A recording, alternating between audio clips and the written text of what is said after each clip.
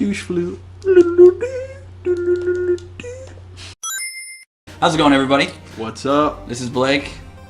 I'm Brendan. Yo. He is a good friend of mine, and he is helping out with a lot of QA stuff with the game. And since I am hanging out with him today, and we've had time to process everything that's gone on with E3 2019, I figured this would be a great time to kind of go over some of the highlights with the things that interested me, and kind of talk about what interested us, and stuff that we kind of thought maybe a little laughable. Okay, so I guess overall with E3, what were your thoughts with E3 overall? With the pre-E3 stuff and to the ending wrap-up. Now, overall E3, like, there were a handful of extremely amazing-looking games that I am really, really excited for, but, I mean, is E3 ever anything that, like, blows our socks off? It used to, and I think... Yeah, a long time ago it did. Every year now, they're taking out more of the cringe. It's less entertaining to watch. I think E3 has kind of, when E3 started, it was more for the press, and it was kind of the only way that the press could get a lot of info right away. But as the internet kind of came to be what it is, stuff like the Nintendo Direct and even Sony now with what's it called, the State of Play or something like that, where... Well, yeah, Sony dipped out of this E3. Is that what they're doing this year? I don't know if they're switching to the digital format now, or if they're trying to, if it's just because we're kind of in that gap year with a lot of the consoles. Yep. And so they don't really have anything to show, so instead of spending a lot of money for E3, they're already dominating the market in terms of consoles anyway. Yeah, well, yeah, I'm sure really they would have only been showing, like, The Last of Us. If they had anything to show. Right, they might have showed us everything on that already. Technically with E3, EA always kind of kicks things off, and honestly, EA, I've completely written off as a company. Yeah. The only thing worth mentioning for me, anyway, is the new Star Wars game. Now, it's super scary to me that EA is even involved with this game. They love exclusive licenses. The one saving grace, I think it's Respawn that's making the game, and as a dev studio, I do like them a lot. But it's how much is EA gonna dip in on this? The cynic in me says they're gonna launch the game, but maybe 3 months or 6 months after launch, that's when they kind of start to implement microtransactions after they've already made the sales that they want to make. Yeah, I mean, honestly, they're kind of tough to trust after Star Wars Battlefront 2, which was just a major flop. Anthem, they just came out with that one. That was absolutely the most disappointing game potentially ever released. So. Yeah, and I think with Star Wars in itself, if we take everything at face value, it looks interesting. I've heard, I think it was the first trailer they showed. It left me a little worried because the environment was kind of bland and it was kind of meh. But the cinematic did get me pretty excited, though. It did show off potential for a good written story, which I was and so the fact that it's a single player heavy campaign type game, linear story, it's very interesting. I've heard a lot of people say that the gameplay trailer and stuff kind of looks like Uncharted meets Star Wars, which I'm okay with. I am too, 100%. So Xbox, from my understanding, you didn't really pay attention to Xbox that much. No, okay, so the only thing I paid attention to is Cyberpunk. Literally nothing else. I've not been in the Xbox world in a while. Right, and so there were a few things. I think this speaks with it with E3 overall. One of the big issues that a lot of people had with E3, myself included, was that it was like the E3 of cinematic trailers. And cinematic trailers only work so much to announce a game, I think. Right. I think once we already know a game is in development, just showing cinematic trailers doesn't do enough. And even then, we want to see gameplay. I think a lot of consumers have been burned so many times now, where a cinematic trailer comes out and it gets them hyped, and then the game is nothing like what it's advertised as. There's endless amounts of cinematic trailers that have come out that looked amazing, and they just were the worst games. Well, and so seriously, but that being said, I think Xbox had a pretty strong E3. The few games that stood out to me, obviously Cyberpunk 2077, so we can start with the big one. CD Projekt Red is quickly becoming one of my favorite AAA developers right now. I do agree with that. Primarily because they seem to really take into heart what consumers want and what gamers want. You don't get the vibe that they're trying to nickel and dime you or they're trying to cut corners. I love it. They say it's ready when it's ready. I don't care if a game takes 7 years, 10 years to make. Just give me a good product. And it does seem like they are really coming out with these original games that everyone wants, because we're sick of the prequel, sequel crap that's been going on for years now. Well, and just original IPs and original content is what people are craving for, I think. And obviously bringing Keanu Reeves helps the hype immensely. Yes. And from what I've read, actually, and what I've seen in interviews, I guess Keanu isn't just like a cameo. From my understanding, he's kind of like an AI. He's a predominant character in the game. Yep, that's what I've heard too. And I swear to God, if we have to watch him die in game, I don't know if I'm ready for that yet. Yeah. Well, I've heard he's kind of like the almost the Cortana of Cyberpunk. Yeah, like he's gonna be kind of like a part of your operating system that's running your body modifications. I've seen interviews with both the creator of the original Cyberpunk series and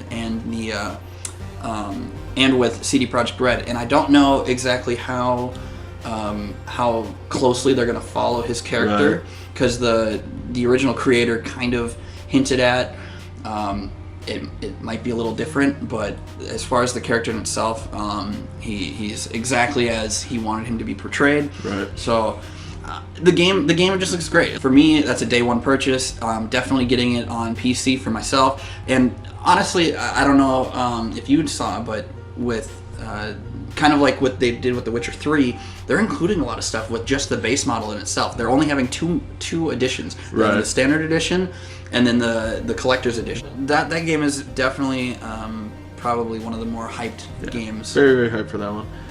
What's up next? Outer Worlds. That's the new Obsidian Entertainment game coming out. What'd you think of that one? Outer Worlds is something I'm really excited for. It's made by Obsidian, and these guys were the original creators of the Fallout games, and I think they were originally a lot of the members of Obsidian. They did make the first and second one, didn't they? Yep, well, because a lot of the original members of Obsidian were originally Interplay. And so they are making Outer Worlds, and they even made New Vegas, which in my opinion and many people's opinions is the best Fallout game. Best Fallout hands down. Love it. But yeah, so they're making Outer Worlds, and from what I've seen, graphically it doesn't really impress me that much, but what I did see with some of the light gameplay that we've seen is it does seem to be pretty heavily player choiced. I loved that they showed a drop-down dialogue. Yeah, none of this, really nice. None of this Mass Effect or Fallout 4, X, B, A, Y. Yeah, where you get like, you have this long to say. And I like being able to respond and knowing exactly what I'm saying. No, so I agree with that. I'm very excited for this game. Just a kind of a standard RPG. And yeah, I'm super pumped for it. Yeah, and I did say this in my other video. I'm really excited for it due to the fact that Fallout 76 was just garbage. So it was a pile. It was a big old steamy pile. So I'm hoping this is literally gonna replace that game for me, because I have been craving like a Fallout S game for a long time. Now, there were a lot of other titles that Microsoft showed off, or I should say that Xbox showed off for their E3 presentation, but those were the two big ones I think that stood out for most people. Those are really the only two ones that excite me the most. As far as xCloud goes, with their streaming service, they didn't really talk about that much at all, but they did say that Project Scarlet would be able to act as your own personal server, and I think they said free of charge even too. Cool. But the big thing is the idea is you can stream with your phone, your tablet, or from your laptop, which is cool. My only concern, and this is my biggest gripe with Stadia too, the data caps. Most people, now myself, I don't know what you have, but we have at my house we have Xfinity, and they have a 1 terabyte data cap. So once I've already kind of creeped up on that a couple times myself, just gaming in general and downloading a lot of games, and we stream a lot of Netflix and that sort of stuff at home. So I worry if they don't do some backroom deals with the big ISPs, I don't see it taking off personally. Project Scarlet, they talked a lot about hardware, and it seems like with the PS5, as far as strictly hardware is concerned, they're very neck and neck. For those of you that don't know, the Xbox Game Pass is basically like their subscription service where they have a bunch of games on the Xbox that you pay $10 a month, and you can download any of those games to your system as long as you're a subscribed member. And a lot of they have a lot of the Xbox One content. I think most, if not all, of the Xbox One exclusive games are always automatically included with Game Pass. But a lot of the backlogs, or I should say a lot of the older content from the 360 and even some from the original Xbox are on there, which is really cool. But yeah, they just need to get more exclusives to make that, to really sell Project Scarlet. But with Xbox Game Pass, they unveiled the PC Game Pass, which doesn't have the same library as the Xbox One, but I think they're going to be trickling it in. Just like they did when they first announced it for the Xbox. And the big selling point was the Master Chief the Master Chief Edition of Halo is coming to the PC. And my thought process is I think they're going to do this $5 beta thing for the PC that they're doing right now. And the Master Chief Collector's Edition is ready for release on the PC. That's when they're going to change that $5 beta to $10, because obviously everyone who is a PC gamer has been wanting to play Halo on the PC, and that's going to be the biggest thing, I think. But I think Xbox was very strong in their E3 press conference. My biggest criticism is lack of gameplay footage in a lot of their trailers, and then no exclusive content. But I'm guessing they're Halo, gonna be, but get something new out there. Yeah, Xbox. Halo and Gears of War is kind of. Basically, Halo is the last thing, and even a lot of people consider Halo dead after Halo 3 or Halo Reach. So they need more exclusive content, so I think they're just kind of saving that with Project Scarlet. But yeah, overall, I think Xbox was definitely one of the top contenders at the E3 press conferences. Now, this is the part when we kind of dip down, I think, in E3. EA started off really it's EA, so a lot of people write it off. Xbox started off strong, and so that kind of built my hopes up with E3. And then we got Ubisoft coming out and just kind of pooping the bed. They honestly really didn't announce anything of importance besides Watch Dogs 3 Legion. I don't know. I'm not a big Watch Dogs fan. I think they really dropped the ball on the original one, and that really just led me into not caring about that series at all. I don't know. No, I think the biggest thing with as far as focusing on Watch Dogs 3, it does seem like they're really trying to update the formula and change it, and if we take everything at face value, it seems they're really trying to make this game a lot more interesting. Like we all seen the gameplay demo of the person hacking the old lady. Yeah. And that seems like a lot of fun. How long will it be fun for? I don't know. They talk, one of the big marketing things they say is like everybody has a unique bio, and all these people have kind of like a backstory to it. I wonder. After how many hours of gameplay, you start to realize if it's formulaic and if it's kind of like what you get with a lot of procedural generated games, or like with what's the game No Man's Sky. They talk about how many creatures there are and how many unique creatures, and then you start to realize, oh, okay, it's just kind of like a fill in the blank type of thing. Right? And so I wonder if that's a thing. Kind of when it comes to Ubisoft, they have a ton of games that over the years I have played and loved. So there's nothing personal from me against Ubisoft. Now, they do tend to become a little bit repetitive over time. Now, they do make these really big, vast open worlds that people love to explore and stuff, but that's not enough anymore. Anyone can make a good graphic game. I think Watch Dogs 3 looks interesting, but it looks interesting enough, I guess. But we've been burned. Yeah. And I think that became such a public thing where Watch Dogs was hyped to hell. I didn't play the second one, so maybe it redeemed itself a little bit. I never played the second one either, but that's because they set such a high bar for the first one, and then it ended up not being. It was a shell of what was advertised. Well, you can even still go look up the original E3 trailer that they released for Watch Dogs 1, and it's better it's the graphics on that are better than the graphics even on this third one that is coming. And that's what were they thinking? That's fine, and that's why I'm kind of interested in the third one. I'm not going to buy it on release. I will wait for the reviews. But it does seem like if we take everything at face value, it seems like they're trying to kind of redo the formula a little bit and make it a bit more fun and more interesting. Well, but I mean, Ubisoft, as far as their E3 press conference goes, that's all they had. Yeah. Everything else was like mobile games or just generic, or like Just Dance.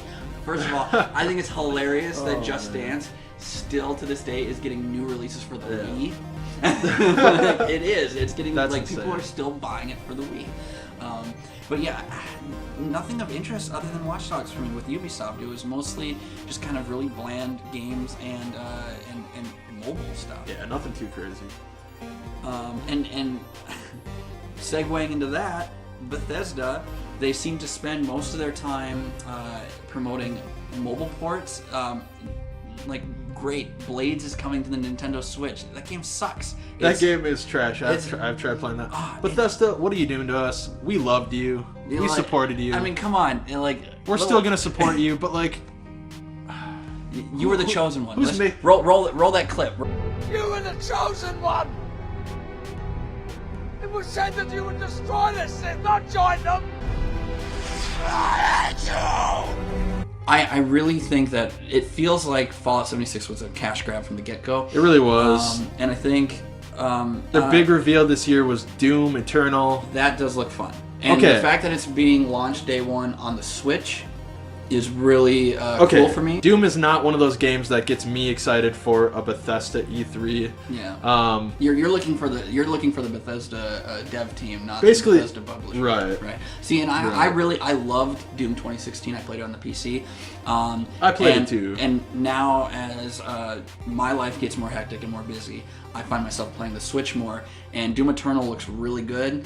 The gameplay I hope it was actual gameplay that I saw for the Switch, but that looked interesting too. Overall, Bethesda, D+ for me. Doom Eternal was the only thing worth mentioning for it. They basically spent most of the time promoting mobile ports and mobile games, and then basically went, we're sorry, Fallout 76 is bad. And then with the Todd Howard interview that came out recently, where he basically said, we knew that Fallout 76 wasn't going to be a high Metacritic game. I don't care if they're adding NPCs or whatever. That game is dead to me. I don't want to support that kind of behavior. I mean, there's plenty of people that are going to continue to play it, and it might become a game in the future. Like Elder Scrolls Online, it wasn't some amazing game when it first came out. A lot of people had gripes with it, and now it's one of the biggest MMOs out for PC and consoles. I think the argument to be made, though, is that it was a completed game at launch, and you could actually play it at launch. A lot of people didn't resonate with it entirely, but it was still a game, like a full game at launch. It was a full game. Let's just forget that ever happened. Yeah. Okay. And then after those two press conferences that kind of started to really make me depressed with E3 and just made me go, okay, maybe we don't need an E3 anymore. Square Enix comes in and actually shows gameplay. I personally am not the biggest Square Enix fan. I'm not a big JRPG guy. I do love Kingdom Hearts. I am starting to dip my toes in Final Fantasy now that Final Fantasy VII got a port to the Switch. And I did get Final Fantasy 15 for the PS4. So those are kind of interesting, and the biggest awaited remake of all time apparently is Final Fantasy VII, and which was announced like 20 years ago at this point. But that was originally a PlayStation 1 game? Yeah, Final Fantasy VII came out on the PlayStation 1. I never played that one. The first Final Fantasy I got into was Final Fantasy X. Okay. And I absolutely love that game. But yeah, Final Fantasy VII is getting a full remake, as pretty much everyone knows at this point. And I guess now it's being an episodic thing. And my biggest question, and it's kind of interesting, is I don't know the specifics, but what I've read is that this first episode of Final Fantasy VII is like 2 Blu-ray discs of content. Wow. And to me, that can't just be because of graphics. Wait, so they're going to be releasing it in increments? Yeah, that's what I've seen, and it seems to be like an episodic type release. But the fact that it's like a multiple Blu-ray disc game for one episode. I'm wondering if they're going to be heavily exploring the lore a lot. And it does look like with the new remake, they're kind of going the route of kind of like a Final Fantasy 15, just direct combat. But they are, I wouldn't call it turn-based, but when you fill up your special meter, I forget what it's called, time slows down, and then you can kind of do like a tactical type combat style, which is, you might call that like a turn-based thing, but it kind of blends the two, which looks really cool. They recently released the direct port of Final Fantasy VII onto the Switch, and so that's a great way to play a super long RPG. Right. And so I gotta finish that before the first episode comes out for the PS4, so that I can truly appreciate this remake in its entirety. But that game looks very interesting. I don't know how long it's going to take to make the whole fucking game. It looks like at the pace it's going, it might not be completed until like 2030, it seems. If they really delve into the lore and add a lot more extra content, that would be awesome. Yeah, oh yeah. The other game that did look interesting was Avengers game, and I know that's the new Avengers one. What's it called? I believe it's Avengers A-Day. I don't know if that's going to be the official name for it, but that's kind of how they presented it. I hope it's not, because A-Day is not a very good name. Basically, it sounds like the Avengers had disbanded for a handful of years, and they came back and they had like Avengers Day, and it led to like a terrorist attack on the city. Okay. This one looks very, very interesting to me. I know it's got some mixed feelings right now. They kind of showed gameplay for it. It was like I believe what it's gonna and semi-gameplay. Basically, what they said is it's gonna be an extremely cinematic one-player story mode, and then they're gonna come out with this 4-player co-op mode where you're now. Is this like an online only thing like Anthem? No, so it's only gonna be online only for the kind of after 4-player Avengers kind of running around the city, just saving people and stuff. Now there is gonna be that cinematic story though. That is just purely one player where you're going to be playing with all of the different Avengers. I mean, because it looks, from what I saw, it looks cool. If I'm going to nitpick, I wish they kind of would go with their own stylized version of the Avengers. Yep. Because so they kind of look, right now. They looked like they tried the best legally to copy the cinematic universe and characters. it almost makes them come off to me as a little generic. It's almost uncanny a little bit. And it comes off as generic, a little generic. Almost like a cheap knockoff. Now they did get some awesome voice actors for the game. Yep. I'm super excited for that. The gameplay itself looks really fun. For what Anthem should have been, maybe. Yeah. See, honestly, like Anthem had the perfect mechanics to make an amazing Iron Man game, and they made a shitty ass Anthem game instead, which I played way too much of. That's some time I'll never get back. Overall, though, I think this game, I'm really highly anticipating this game. I'm a huge Avengers nerd, so just more. And in the hands of Square Enix, I'm pretty confident. I think the graphics overall are like the graphic style is perfect for an Avengers game. The gameplay looks fun, so they did get to play a little bit of it at E3, and cool. For what they said that it seems like some good gameplay, and they have almost a year to polish it up and stuff. Now, to kind of wrap things up with E3, the last big name, the one who stole the show, and also the one who kind of solidifies the idea that maybe E3 is irrelevant. Nintendo released their Direct, what they call the E3 Direct. Yep. My wallet is going to hurt bad come 2020. That was a good one. The Switch, honestly, is just... It gets better and better every single year. Nintendo, honestly, was the one that I was most anticipating. They're the company that lately I've been rooting for the most, primarily because the Switch has become my main console of choice just with how busy I am. It's so easy to game on, and that's how I get most of my gaming in nowadays. Yep.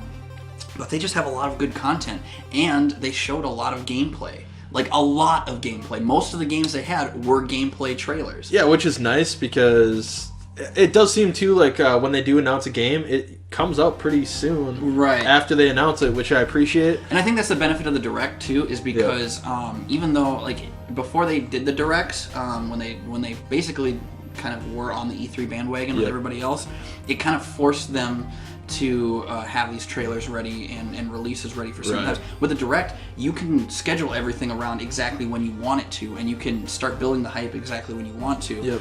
I guess, so with the games that they talked about, for me, the biggest ones, I guess the first one, Luigi's Mansion 3. Now, I never played any of the Luigi's Mansion games. Neither did I.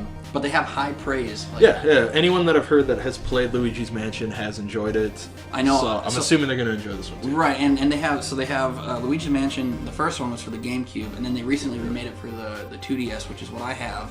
I'm still getting around to playing it, and then they have Luigi's Mansion 2 Dark Moon, which some people didn't like because it was a kind of more of like a mission select based game, and not kind of I don't want to say open world, but it wasn't just like a fluid beginning, middle, end type game. Right. Now with Luigi's Mansion 3, it seems to be copying the formula of the first one, which is really cool to hear. The graphics look great. It actually seems to have somewhat of a plot, which is kind of unheard of for Nintendo. Even if it's a little bit of a plot, I'm okay with that. The mechanics look really interesting. The Gooigi was how you can kind of do a second player, I think, and just a new and kind of interact with the puzzles, which is another fun thing. It looks like there's a lot of puzzles mixed in with this. The ghosts seem to have a lot of personality, and it just looks like a fun, unique game. And plus, Luigi's my boy. I always when I had the option to choose to play a game as Luigi, I always chose Luigi. He had the high jump. He was green. He was the underappreciated character. He was my character of choice too. Now, Luigi's Mansion 3 doesn't have a release date yet, which is a little worrisome. I'm worried that it's going to get pushed to 2020, but I don't think it's going to be that. I think it's going to be kind of like an October release, like they're maybe doing it around close to the Halloween holiday time. The Witcher 3 is, as a lot of people are saying, the worst kept secret. It was leaked a lot online. But yet somehow everyone was kind of doubtful that there's no way it would run on Switch. And I'm amazed that they're actually getting it to work. They're putting it on a 32 gigabyte card, so no extra downloading of content onto the SD card, which is great. I'm super excited for that. And I did hear they were gonna, I'm not sure on the exact quality off the dock, but I know it's pretty low. They did show some pictures. You're still going to get the enjoyment out of the game with it, but on the go, so that's really cool. Now, it is going to run at 720p on the dock, though, which is 720p pretty awesome. Dynamic. Right. So it's not even full 720p. In certain spots, it's going to run even lower resolution. Right. Honestly, for me, the gameplay footage they showed for the Switch was a little iffy, but what I expected, and the fact that it's being developed just the fact that you can take The Witcher 3 on the go with you. Right, and resolution doesn't matter to me personally. I'll be playing that one in handheld mode mostly anyway. It's just another way to play the game. PC is my primary way of choice for playing that game. Yeah, but playing it portable it's enough of a sacrifice for me. That's nice, and I do think it's big for people that didn't have a way to play it before. This is going to be an awesome way for them to experience. Yeah, super cool. They're not going to really have anything to compare it to, so it's going to be amazing for them. And then a lot of times with Nintendo Directs, they'll kind of go through a montage of different games. And Spyro, the Reignited Trilogy, is coming. Another kind of poorly kept secret. But they are getting a Switch port, which is nice. That one will run nicely on. Right, and that one will run fine. It ran well on the PS4. It's the exact graphics that you're looking for. I waited to buy it because I want it on the Switch because I bought the Crash Trilogy for the Switch, and that was it's a great port. It is. I wish I would have gotten the Crash Trilogy for the Switch. I got it on PS4, and it's just one of those. It's one of those smaller games that's just a great portable game. And out of left field for me, Alien Isolation is getting a port to the Switch. What a weird port! I'm super excited for it. Super weird. And the more games that get put onto the Switch, the better for me. It's not even like that game hit it off though. It was like. What a weird. It was just. It kind of felt like a AA title, and it was a good faithful adaptation for the Alien franchise. A good game, overall, and I'm excited. Yep. Now we can't talk about a Nintendo Direct without mentioning Pokemon. Yeah, Pokemon Sword and Shield. That's going to be definitely one of the most anticipated Nintendo games this year, hands down. It's going to be a Switch seller. Anybody who's been waiting. Switch seller for so many people were waiting to buy. They didn't want to buy the Let's Go Pikachu or Eevee. Which is understandable. This is going to be the first core Pokemon game that is on the Switch. It's going to be amazing looking. the legendary Pokemon, I'm kind of I don't know. I love the Sword and Shield legendaries. Yeah. But in the trailer, it looked like there was a third legendary Pokemon that's kind of like overarching. Yep, that is what I've heard. It's literally just like a wolf with.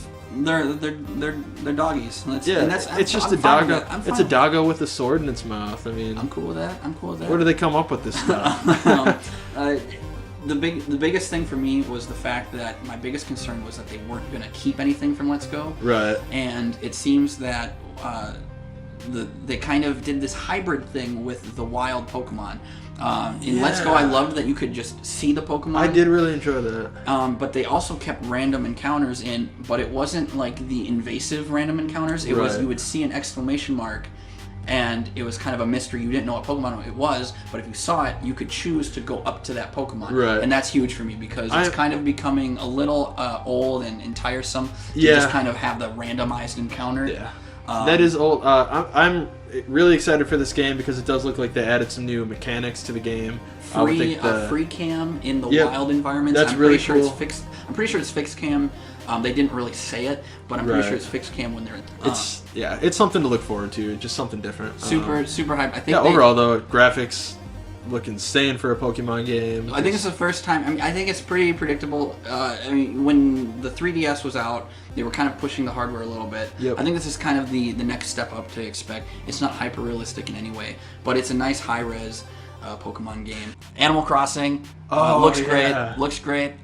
They pushed the development cycle back mainly because Nintendo doesn't want to crunch its employees. Yep. They want to release it when it's ready. Personally, I think from a business strategy too, that's good because 2019 and even on to 2020 is going to be kind of crowded. So I think pushing it to March 2020 is a great idea. I will wait. Just make the game. I'm super excited for that one. Yeah, no, I never got into Animal Crossing, but I've heard only good things about it. I've heard I'm excited to finally. I've heard from everybody who's gotten into Animal Crossing, they lose countless hours into it. Yep, I'm excited to try it out. And Link's Awakening also looks amazing. A lot of people don't really like the art style, but I'm okay with it because of if you've played the original Link's Awakening, it almost kind of fits the theme a little bit. And the biggest things with Nintendo, I think, were the two, they had one more things. Yep. You know, they showed, in the beginning of the Direct, they showed Dragon Quest for the new characters for Smash. Yep. I don't really care about that personally. No. I don't need more sword guys in Smash, but I know a lot of people really were excited for that. A lot of people love Dragon Quest. For me, Banjo-Kazooie, it was a big thing that everyone was like, yeah, Banjo-Kazooie's in the next one. Yep. And then Xbox was like, hey, you should watch Nintendo's Direct. And everyone was like, well, what the hell is going to show there? And they did the same, I don't know if you saw the reveal for that one, but they basically copied the same one they did for King K. Rool. Okay. And they basically did the same psych out animation, but it was for Banjo-Kazooie. And I love brawlers as the fighting type, and that's a Banjo-Kazooie. This is what's going to make me buy the DLC now, the Fighter Pass. I'm super excited for Banjo-Kazooie. And they did their last big surprise. I thought this was it for Nintendo. And then they said, oh, we have one more thing to show you. And it's a sequel to Breath of the Wild. They showed a cinematic trailer, which is fine, but they announced that it was. They announced it was in development, and it seems like they're kind of Majora's masking this one. Yep. So Ocarina of Time, when that came out, they basically reused the engine and added a few new features and made a darker Ocarina of Time, essentially a darker themed Ocarina of Time. And this one is supposedly kind of like that, where they're reusing a lot of the assets, they're reusing the engine, and it's a darker themed, which I'm super excited for. Breath of the Wild, and I don't care how long this takes. Nintendo, take your time. Oh yeah, I'm sure it'll be a while for that one. But yeah, I think overall, in a nutshell, E3 was so-so. Some good games, some really laughable stuff shown. But yeah, that's kind of how E3 is in a nutshell every year. Yeah, it does seem like they're trying to kind of wean out the cringiness, which is what. Sometimes that's like the funnest part to watch about it. You can't escape the cringe. There's always cringe. There's always cringe, but it's become a lot less cringy. And it used to just be funny to sit and watch this and cringe about it. So yeah, that's about it. That's all I have in regards to E3. My big question is, what did you think of E3? What were some of the the biggest highs and the biggest lows of this year's E3. Do you think E3 is going to move to a more direct style format? Do you think E3 is going to survive at all? Let me know in the comments below. If you liked this video, click thumbs up. If you disliked it, click the thumbs down. Otherwise, I would prefer if you just close the video anyway. Let me know your thoughts. Follow on all the other social media crap down below. Yep. Yeah, that's about it. Until next time, y'all have a good one.